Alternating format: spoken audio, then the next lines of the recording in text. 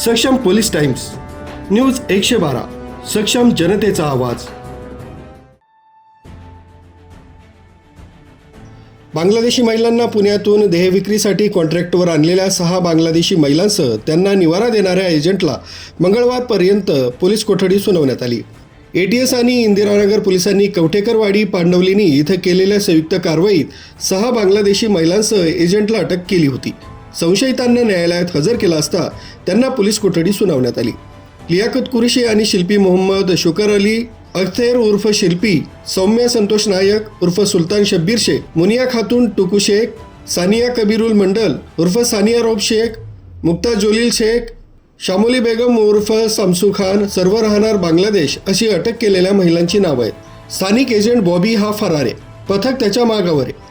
परदेशी पासपोर्ट कायदा तसंच परदेशी नागरिक कायद्याअंतर्गत गुन्हा दाखल करण्यात आला।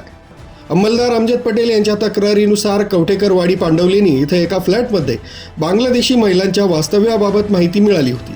पोलिसांनी फ्लॅटवर छापा टाकला असता तिथं 6 बांगलादेशी महिला मिळून आल्या।